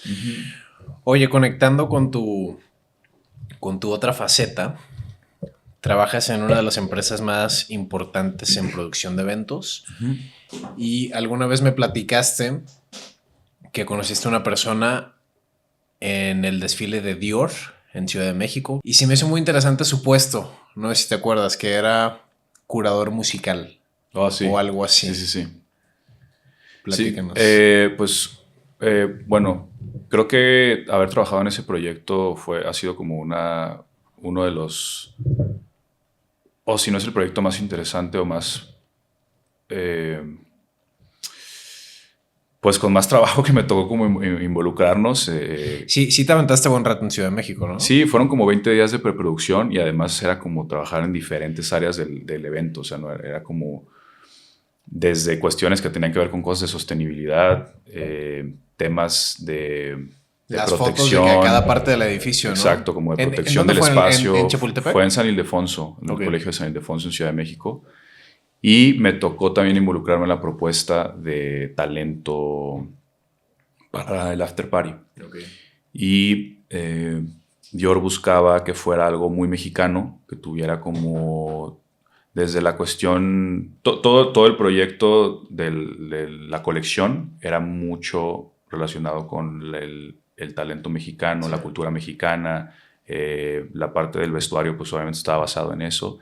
Y todo lo que englobaba el proyecto a nivel alimentos, catering, bebidas, escenografía, hasta el talento musical, tanto que sucedió durante la pasarela como la del after party, estaba muy cuidado a nivel de que tenía que explorar y exponer el talento mexicano. Entonces, Andrea usualmente, a pesar de que hay muchos proyectos surgiendo simultáneamente, cuando hay una propuesta o una búsqueda de talento, de que, oye, necesitamos clavarnos o el cliente nos está pidiendo o la marca o lo que sea como un talento que tiene que ver con esto, suelen buscarme mucho a mí y apoyo como mucho en la propuesta de dicho rubro, ¿no? Y en esta cuestión de Dior fue justo eso, de que, oigan, Dior está buscando de que talento mexa chido para que ponga ambiente y se ponga, sí, o sea, como que haya como esta experiencia de happening al final y quieren que también sea como de este estilo, ¿no? Entonces hice una serie de propuestas de bandas, desde banditas hasta bandotas, que también como que es algo de lo que siempre trato de estar muy alerta de qué está sucediendo, qué está haciendo la gente, de todos los géneros y de todos los niveles y en todas partes del país, ¿no? Como que, entonces también eso me ayuda mucho a proponer y a poder seleccionar o curar como cosas que funcionen. Y en ese punto pasaba por este personaje que es Michel Gaubert, que también fue justo como un rol que yo no sabía que existía, de que es el curador musical de la marca, güey, ¿no? Entonces está súper interesante como entender que hay marcas tan grandes y tan reconocidas, y sobre todo en la industria de la moda, que tienen a personas específicas que se encargan de musicalizar la marca, güey. Que no tiene nada más que ver con, o sea, es clavarse con la música que va a tener, las campañas publicitarias, las pasarelas dentro y fuera de, o sea, las que suceden en el momento y las que transmites vía como digital, como plataformas, más los eventos que suceden alrededor de la marca. Entonces tienes esta persona que justo me tocó conocerlo de primera mano, conversar con él, pues es una personalidad muy cabrona, o sea, de que se codea con celebridades y con gente muy pesada de la industria en todo el mundo, y haber tenido la oportunidad de cotorrearlo y de bromear y de hacerle yo como una propuesta personal que las aceptara y que dijera, güey, me encantó, hay que hacerlo. Y también que yo de alguna forma pueda fungir como una persona que pueda aportar o incentivar el talento mexicano, ya sea local o inclusive en este punto a nivel nacional, que los expone a un nivel internacional, está perrísimo. Entonces siento que para mí ese es el tipo de experiencias que me ayuda mucho a cerrar como este círculo de por qué hago lo que hago, ¿no? Y de decir como, y de estar como jugando inclusive de los dos lados, tanto como artista como productor. Entonces fue pues una experiencia súper chida, justo. Ahora quiero irme un poco para atrás y hablar de un tema que pues fue donde nos conocimos, que se me hace muy interesante en el caso de Guadalajara en particular, Vancouver. ¿Por qué crees que de repente se puso de moda? En nuestras generaciones. Creo que ahorita ya no pasa, ya no es tan fácil. Sí. Porque me acuerdo en los pasillos del ITESO, en, no sé, marzo, abril, todo el mundo hablando, oye, ya te vas a ir a Vancouver, ¿dónde vas a vivir? Sí. It was a thing, tal Sí. cual. Sí. Yo creo que para nuestra generación todavía ya había varios años atrás que eso estaba sucediendo. Pero como 5 a lo mucho. Sí. Y realmente, o sea, a mí me llegó como una oportunidad de un compañero de mi clase que fue como, oye, vamos a hacer esto, de que te metemos un grupo, vamos a organizar el viaje, que no sé qué, nos vamos y nos metemos a chambear y vemos cómo le hacemos y vemos dónde encontramos de que un depa y nos metemos todos ahí como sardinas y lo que sea. Y pues en ese momento pues es algo que obviamente es súper llamativo y es de que una oportunidad para explorar y experimentar y decir, güey, pues ¿por qué no? ¿No? O sea, como que no tienes nada que perder. Sí. Y fue algo que yo repetí 2 veces. En un lapso de 4 años. Me fui un verano y a los 3 años me volví a ir otro verano. O sea, fuiste primero porque coincidimos nosotros en el 2019. Sí, yo fui en el 2016 por primera vez. Yo también estuve en el 16. Solo el verano y cuando coincidí contigo yo sí me quedé pues ya bastante. Sí, pues creo que fue como... Para mí fue como una experiencia donde te enfrentas a... Güey, o sea, es que son cosas que nunca has vivido. Claro. Desde la independencia, entre comillas, porque pues sí, en ese punto de la vida, tienes 18, 19, 20 años, sí. Pues te sales de tu casa, empiezas a pagar renta y te tienes que hacer cargo de ti, pero también los detalles y las experiencias que sí o sí tienes que vivir para que todo eso sea posible, creo que son cosas que difícilmente se viven si no te vas. Y que en nuestro caso pues fue un grupo de iraníes gritándonos use rain. Es que compartíamos jefes en la construcción, estábamos trabajando de obreros y nuestros jefes eran iraníes. ¿Qué digo? Grandes personas, la verdad es que creo que fue una buena experiencia, hoy lo recuerdo hasta con cariño. Sí. Pero en su momento sí hubo muchas veces donde decía, ay, puto human. Sí, eran unas personas complicadas y muy severas, pero eran también muy honrados y siento que también está muy cagado porque sí es algo que siento que sucede mucho y es algo que pasa mucho aquí en Guadalajara, justo como dices, a lo mejor ya no tanto, pero sí hubo una época y seguro muchos de nuestra generación les tocó vivirla. Andrés también lo hizo, Marco también lo hizo, de hecho todos en Real Albatros tuvieron esa experiencia, güey, Alex también lo llevó a hacer. Y está interesante que la gente que no lo hizo lo ven como de que, ay, sí, mira qué novedad, se vino a Vancouver, pero es una ciudad impresionante, o sea, no hay manera de que no regreses hypeado por la ciudad. Creo que tiene mucho tema de que es una ciudad que te abraza y que está construida de una forma donde el diseño urbano, el transporte público, el servicio, la cultura ecológica, toda esta cultura de ecoturismo. Tienes la parte de ciudad, pero tienes la parte de naturaleza. Entonces, como que siento que tiene este híbrido que sí te hace reconectar mucho con la vida citadina y el trabajo y el cotorreo nocturno, pero también como la parte ambiental, espiritual, como conectar con esas dos facetas. Y justo Vancouver a mí particularmente también me abrió mucho el panorama a nivel musical de la industria electrónica, porque allá tienen mucha escena de industria electrónica. Y fue también como algo que me empezó a despertar como esta inquietud de empezar a explorar como esa parte. También hay muchas canciones que me tocaron componer o escribir estando allá, que justo me permitía como tener esta visión distinta y pues salirte de tu zona de confort y vivir experiencias completamente diferentes. Y sí me acuerdo que me traje mucho de allá, que también me sirvió tanto pues primero para aguantar los putazos de lo que es siendo un morrillo enclenque, cargar costales de concreto y agarrar pinches rotomartillos. Y estaba súper flaquito tú, güey. Sí. Justo. Entonces, pues son cosas que te nutren, güey. Al final, siempre si tienes la oportunidad de hacerlo, a huevo, hazlo. Sí, siempre. No tiene que ser solo ahí. Te digo, yo también lo estuve aplicando cada verano en toda la universidad. También me estuve yendo a Houston. Okay. Estuve trabajando en cocina en un restaurante italiano. Okay. Entonces... es otro tema la cocina, pero... Ese es otro rollo, es otra industria. O sea, yo vivía en mi era de ver los veranos en Houston. Sí. Entonces, pues... Y al final, pues... Podrías decir de que, ay, güey, pues qué chido, ¿no? De que puedes viajar y lo que sea, pero al final es ir viajar para ponerte unas putizas que si viajas a chambear, ¿sabes? Sí. Y a conocer y aprovechar y a traer lo que puedas y a optimizarlo y a nutrirte de todas esas experiencias que te hacen crecer, güey. Oye, todo eso creo que la pasamos muy bien, vivimos mucho. Si bien no coincidimos tanto en Vancouver, creo que todos tenemos buenos recuerdos de esa etapa. Pero la verdad es que ya pasó mucho tiempo y estamos terminando nuestros 20s. O sea, sé que tú eres más grande que yo tengo 28. Sí.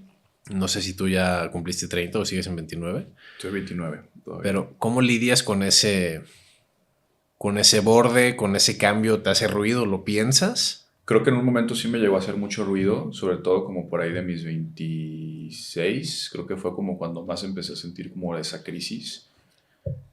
Obviamente hay un tema que sucede generacional de que, güey, o sea, es tripear como el hecho de cómo nuestros papás a nuestra edad están en una etapa completamente diferente, claro, ¿no? Y con un nivel también de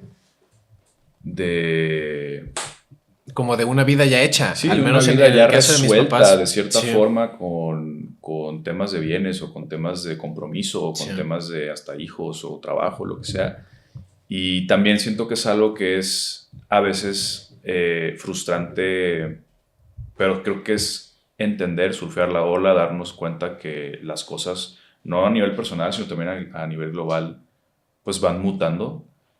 Y que también estando como dentro de la industria creativa, siento que siempre mantenemos como esta jovialidad o este niño interior, y como a veces es este choque del síndrome de Peter Pan de decir de vivir en nunca jamás y de decir de que, güey, yo siempre quiero ser joven y... Pero está bien, o sea, yo igual tuve, creo que también como a los 26, donde dije, ya valió madre, ya voy a cumplir 30, voy a ser aburrido.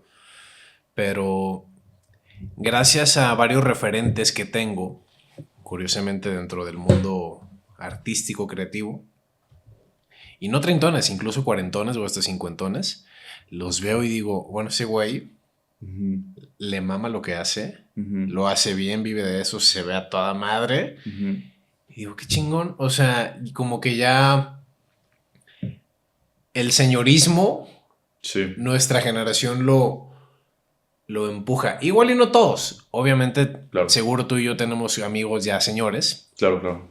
Pero siento que ya no está tan... O sea, hay más opciones. Que vestir de Dockers todos los días. Justo. Sí, creo que es algo que generacionalmente se va aplazando. O sea, como que también justo el señorismo creo que es un concepto que lo engloba súper bien. Y creo que también es encontrar el balance entre cuidar y mantener ese niño interior y esa jovialidad, que no solamente tiene que ver con el estilo de vida, sino también con los hábitos como personales. Pero creo que también es entender el crecimiento y la madurez que te toca enfrentar, evidentemente por el tema de las responsabilidades que tienes, güey. Y creo que mientras tengas esas dos cosas claras, puedes realmente como mantener un estilo de vida, una imagen, un espíritu de ese youthful, ¿sabes? Como esa jovialidad de ser... Ajá. ¿Qué nos puedes platicar? No sé qué tan público sea esto, sobre tu proyecto solista. Creo que es algo que he estado aplazando. O sea, como que Hay un par de temas o de rolas que tengo por ahí. Llegué a hacer colaboraciones, creo que eso fue como lo que me empezó como a despertar un poco esa chispa, que me buscaban como para hacer collabs, con proyectos también como emergentes que estaban sucediendo y fue como, güey, pues como que también existe esta otra parte donde podría explorar o experimentar cosas diferentes. Empecé a trabajar con gente, con amigos, productores, para simplemente como explorar y conocernos y encontrar como nuevas formas de crear cosas. Creo que realmente esa fue como la forma en la que sucedió. Y cuando ya menos me he dado cuenta ya tenía 2, 3, 4 rolas ahí como que no encajaban mucho como en el proyecto de Real Albatros, pero que decía, pues esto tiene algo, está padre, como que está sucediendo algo y creo que me gustaría sacarlo, ¿no? Y primero lo vi como que, pues, como una parte más de juego, pero después vi como que era una ventana y una oportunidad mía como para explorar y experimentar de una forma como mucho más despreocupada y divertida de lo que puedo llegar a ser como músico. Sí. ¿Por qué lo digo así? Porque con Albatros realmente soy muy clavado como a un nivel conceptual, a un nivel historia, a un nivel estético, a un nivel como que me gusta mucho que se vea y que sea y que se sienta y que profundice y que tenga como todo este... Es una marca como tal, es un mensaje, es un discurso, o sea, como que me gusta que tenga eso y a veces jugar a hacer otras cosas, a hacer otros géneros, a salirte a decir ciertas cosas. A veces siento que no me lo permito mucho. Maybe últimamente lo he hecho un poco más con Albatros, pero con mi proyecto de solista dije, creo que puedo intentar divertirme más, como con un nivel despreocupado de experimentar, explorar y hacer cosas. Más flexible tal vez. Sí, ¿no? como mucho más flexible y menos encasillado y donde puedo como también jugar con otros géneros de una forma mucho más obvia. Y ahí está, o sea, está como en proceso. Estaba a punto de salir, pero la verdad es que me emocioné mucho con el lanzamiento del álbum de la banda y con lo nuevo que va a empezar a salir de la etapa, entonces lo puse un poquito en el refrigerador. Pero es algo que está muy latente y que sé que eventualmente va a salir cuando tenga que salir y que pues va a ser como una faceta como completamente diferente, ¿no? No hay nada publicado todavía. No. Ok. Y algo que ya está aparentemente a la vuelta de la esquina, que igual no sé hasta dónde puedan compartir, Tecno Baby. Pues güey, ya. O sea, Tecno Baby es la primera rola de la nueva era de Real Albatros. ¿Tienen fecha de lanzamiento o algo? Todavía no. No, todavía no. O sea, como que he estado como... ¿La tocan ya en sus shows de febrero? No. ¿En O sea, es Ciudad algo de México? completamente... Yo creo que sí la vamos a tocar en México. Ajá. O sea, sería la primera vez que la tocamos en vivo, sí. Wow. Lo más seguro es que sí la toquemos, justo estamos como platicando en empezarla a ensamblar, que es un reto también porque es ya una cosa completamente mutada, ¿no? O sea, estamos empezando, vamos a abrir una nueva era y una nueva etapa donde apenas sí, obviamente está la primicia aquí porque justo estamos como en el proceso de rebranding, ya lo estamos medio revelando, todavía no hemos anunciado la rola, o sea, como que estamos... Ok. ¿Sabes? De que... Pero hay todo un concepto detrás de esta nueva era de Real Albatros y Tecno Baby. Es como este sencillo que está como... Es como el banderazo de salida. Ya hicieron el video. Ya estamos... sí, justo ahorita está en edición. Pero fue una producción súper divertida y también siento que estuvo súper chido porque... Mucha gente. O sea, fue... Fíjate que primero vi historias de otras personas que no eran, pues no son parte del grupo, porque o sea, nos seguimos todos mutuamente. Y vi de que Real Albatros, o sea, algo estileado súper perro. Y veo en algún lado Real Albatros y dije, cabrón. Y luego veo a otra persona y digo, cabrón. Y ya veo tus historias después y digo, no mames, huevo. Sí, fue una producción como de 40 personas y tenía mucho que no hacía algo así. Realmente hubo un tiempo donde empecé a dejar de creer en los videos musicales porque era algo que requería demasiado y que siendo una banda emergente a veces no tenía como mucho impacto.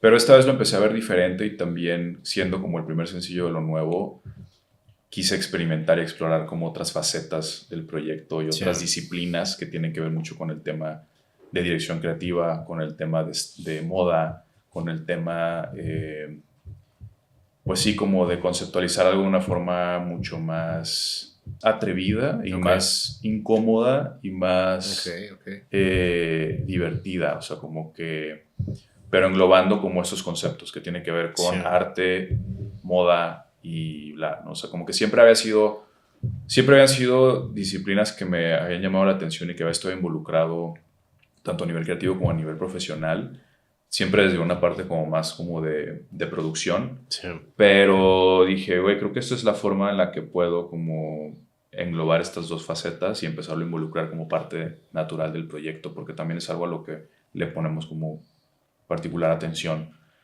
Y pues musicalmente también, ¿no? O sea, como que es explorar un género. Pues sí, somos una banda, pero la rola ya no suena como si como si fuera una banda. O sea, es como algo más completo, que puede ser interpretado por un grupo, pero que se siente fresco, genuino, diferente, llamativo, sexy, pero también disruptivo. O sea, como que trae un poco de todo. Y es algo que es un lanzamiento que me tiene también como muy emocionado. Para ir cerrando, ¿qué música consumes ahorita? O sea, si alguien te dice, oye, recomiéndame un álbum, ¿qué álbum dirías? Últimamente estaba escuchando mucho. Tengo rato ya clavado con la música de los 60s y de los 70s, pero últimamente estaba escuchando mucho a Isaac Hayes, que es un compositor justo de esa era.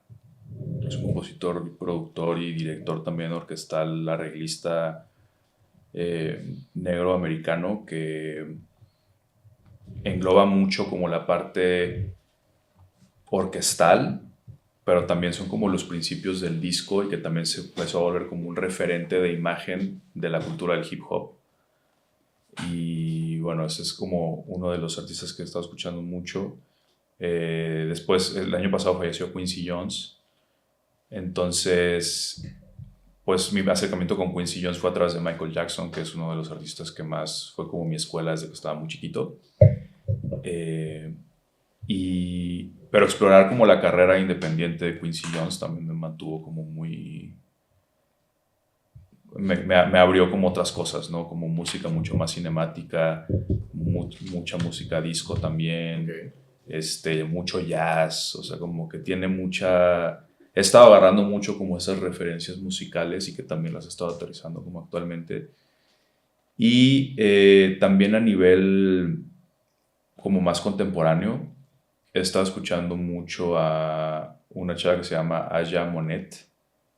Es neoyorquina y es una cantante, es poeta, pero tiene un grupo de música, de músicos de jazz. Entonces todos sus poemas los musicaliza con jazz. Y tiene un discurso hermoso que tiene que ver con temas desde género, temas de raza, temas económicos, temas muy espirituales. Y también últimamente estaba escuchando mucho un álbum que me enseñó Andrés, que es una compilación de Laurent Garnier, que es un DJ y productor. Hizo una compilación de música como ambient. Entonces como que el ambient mezclado con house también ha sido algo que he estado escuchando mucho últimamente y que me ayuda mucho como cuando quiero entrar como en un estado más meditativo o para chambear. ¿Y qué tanto consumes o qué tan clavado eres en otras disciplinas, como el cine, literatura? Fíjate que ahorita que hablabas me acordé, cuando estaba en Vancouver, sí, pues no, en pandemia no había mucho que hacer. Incluso ni trabajar, muchas veces me quedé sin trabajo. Y yo en lo personal me clavé mucho con la lectura. Ajá. Y en alguna ocasión puse qué libros me recomiendan y tú me pusiste Demian. Okay. Y lo leí, fíjate. ¿Ah, neta? Lo leí, huevo. sí, me gustó mucho. Era mi libro que pues si leía en mi trayecto al trabajo, yo vivía por Queen Elizabeth Park, Trabajaba en Burnaby, que era un trayecto como de 45 minutos en camión. Uno de los trabajos más miserables que he tenido en la vida porque fue dishwasher. Yo creo que ni el de construcción. ¿Neta? Fue Yo dishwasher. fui dishwasher, güey. En un restaurante muy grande. Ok. Y no la pasé nada bien porque además no me contrataron como dishwasher. Me contrataron como line cook. Pero por temas pandémicos fue reduciéndose la capacidad del restaurante hasta que eventualmente cerraron. Sí, y me dijeron, tocaba hacer más cosas. Solo te podemos dar tus horas haciendo dishwasher y cerrando. Oh, shit. Y eso es lo peor que te puede pasar en la industria restaurantera.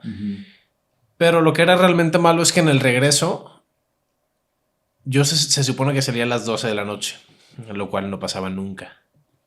Y el último camión era a las 12:26. Sí. Muchas veces tuve que salir corriendo con mochila. Y pues era invierno también, muchas veces nevado. Terrible. Y muchas veces sí alcanzaba el camión de regreso y todo bien. Pero en todo ese proceso estuve con Demian. Fíjate que se me hizo muy interesante.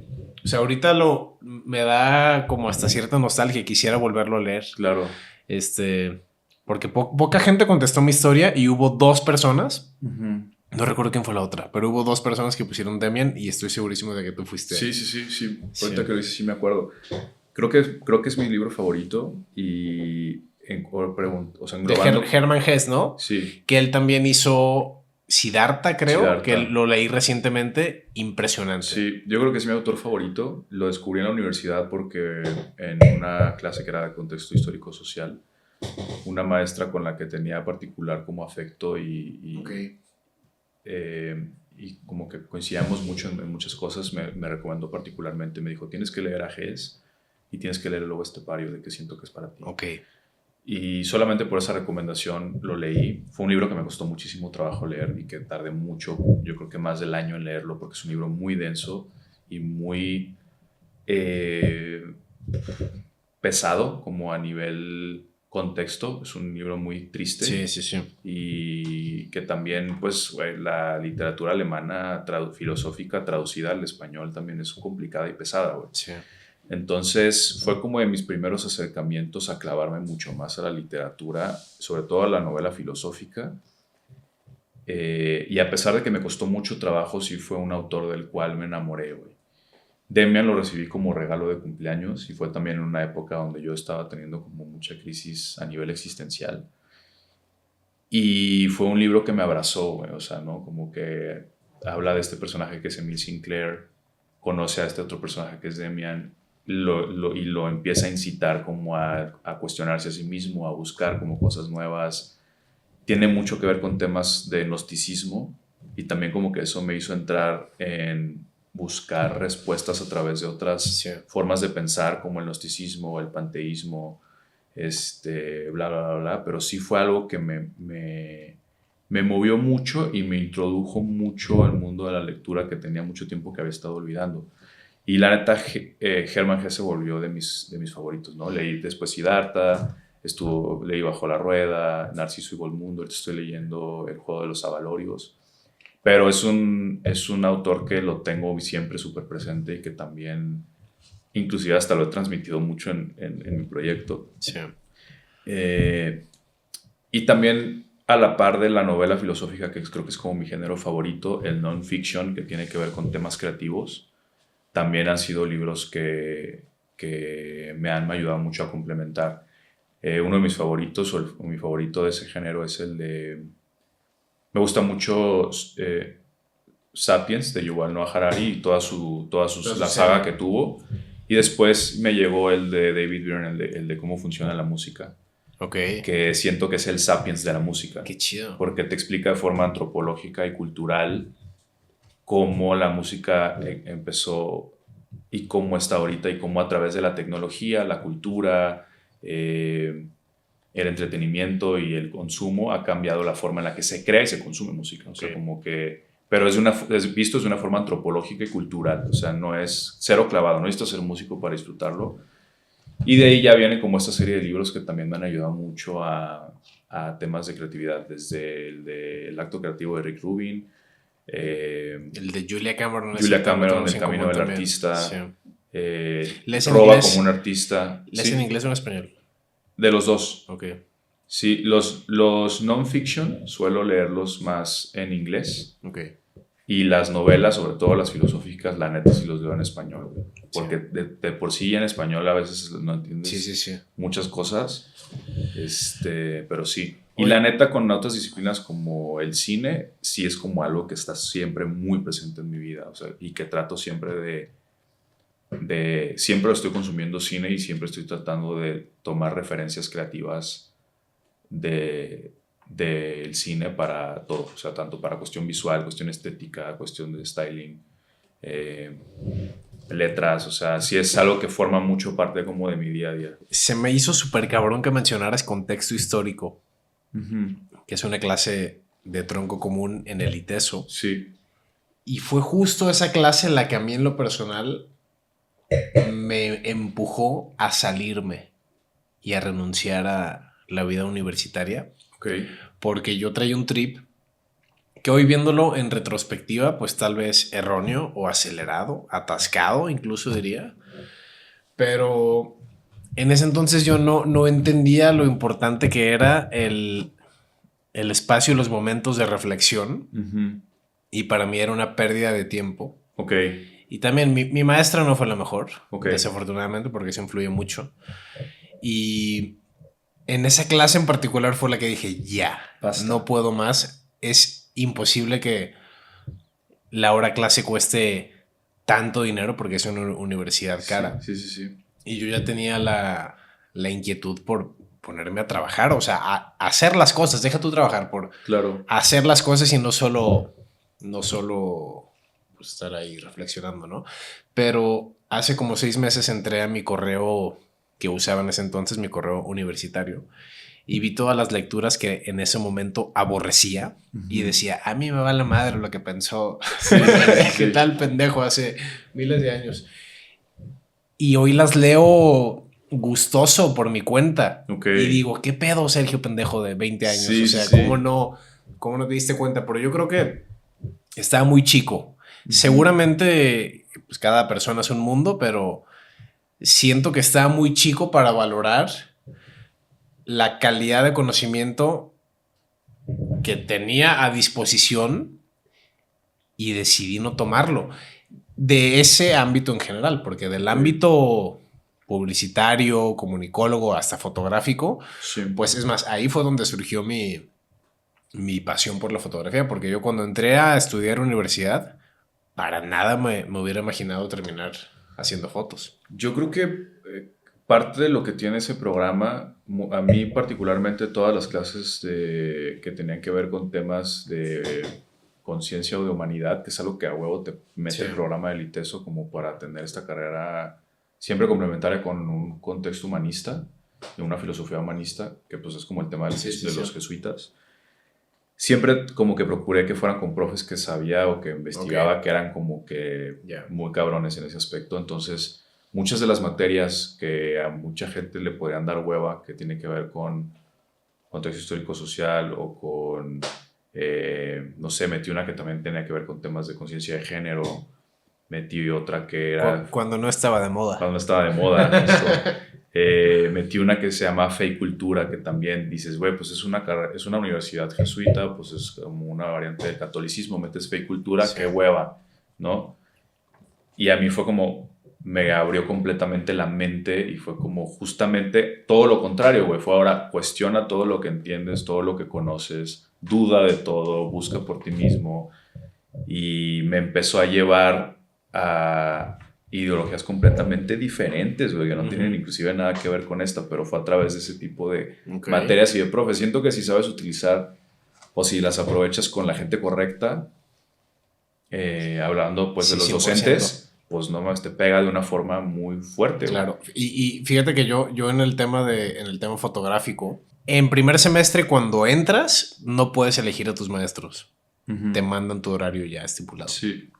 Y en publicidad, yo estaba en publicidad, tú estabas en Merca, si bien suena muy similar. Merca estaba en la parte de negocios, administrativo, y publicidad en el área de, pues, como artes, comunicación. Y una de las clases de esta rama era medios y lenguajes, que básicamente era fotografía, video y audio. Y me toca con Bernardo Denis. Y yo dije, pues me tocó tal maestro. Y en la clase coincido con un amigo, con un conocido más grande que yo. Él ya estaba como en quinto semestre, algo así. Y mete esa clase de optativa porque me dijo, este profe es una verga. Uh-huh. Y yo de, pues no sé, ni siquiera me interesaba la fotografía. Ok. Y gracias a ese profe, porque también he hablado esto con más personas de mi generación que las tocaron otros maestros, igual y más clavados en audio o más clavados en edición, no sé. Y este era fotógrafo. Sí, nos enseñó audio y cosas por el plan de estudios, pero estaba clavado en la fotografía. Y pues me voló la cabeza por completo. O sea, cuando tuve una cámara en las manos y la supe usar, sí fue completamente el parteaguas de mi vida. Yeah. Y entiendo que fue completamente por la suerte de que me haya tocado ese maestro. Ok.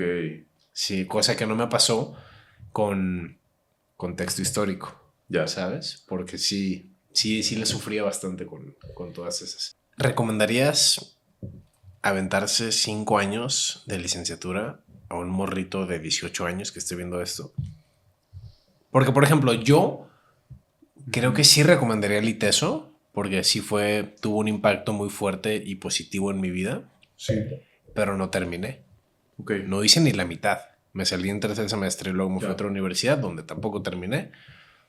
Nunca me titulé en la parte publicitaria. Luego en Canadá sí estudié y me titulé y todo bien. Claro. Pero tengo sentimientos encontrados con el tema de licenciatura como tal. Sí, yo creo que tiene mucho que ver con cuál es la visión o el interés que se tiene a nivel profesional, que también es súper... Güey, o sea, es una moneda al aire, porque también a esa edad no sabes exactamente qué quieres, ¿no? Sí. Te pasó a ti que tú entraste a una carrera, te saliste. Yo entré a una, hice la mitad y a la mitad dije, ¿qué ver estoy haciendo aquí? Me cambié. Pero fue un medio que a mí me ayudó, a mí, Paul, personal y profesionalmente, me ayudó a tener las bases para desarrollarme en la mercadotecnia, güey. O sea, el programa de estudios a mí me funcionó. Sí. También a nivel personal, o sea, creo que a nivel de relaciones también me ayudó muchísimo. Muchísimo.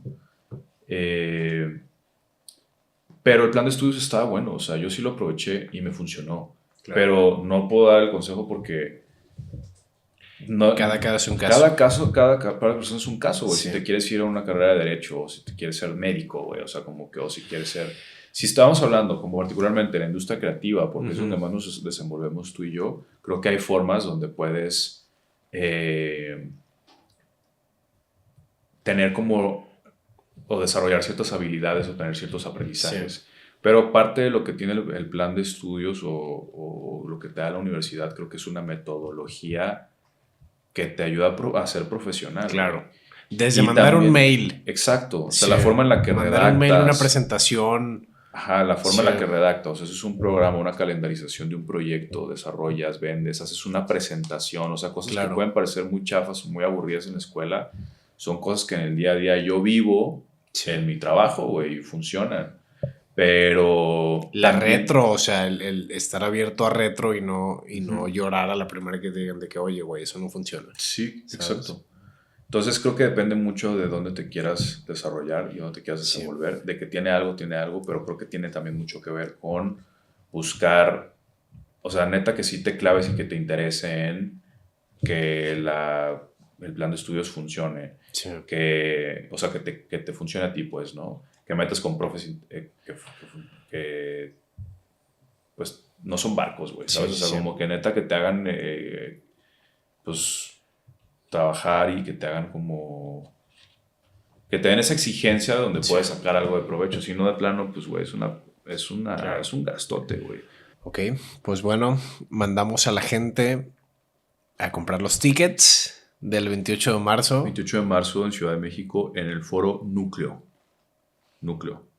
¿Y de ahí? Y de ahí tocamos en Bar Oriente, DJ set. Entonces, lo mejor de dos mundos en una sola noche.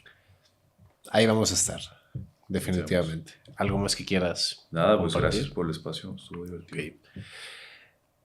Todas sus redes, tanto las tuyas personales. ¿Usas tus redes personales? ¿Te gustaría...? Sí, sí las uso, claro. Ok. Estoy como paul.stergios. Ahí me pueden encontrar. Y Real Albatros va a estar todo en la descripción de este video. Es el segundo episodio de este podcast, Artería. Nice. Como que el nombre se mantiene low-key. Artería. Como a este punto no se publicó el podcast, Ajá. la gente no sabe Me del gusta. nombre, Artería. Ok. Te consulté, de hecho, Namings. varias propuestas de nombre. Y logos, creo que también. Logos también. El logo va muy por la misma línea gráfica, pero el nombre Ok. fue Artería. Me gusta. Así que comenten, compartan. Se vienen más capítulos con gente de Guadalajara. Este fue el primero. Estamos aquí. Venimos específicamente a grabar con talentos tapatíos. Y pues nada, gracias por llegar hasta acá. Gracias. Nos vemos.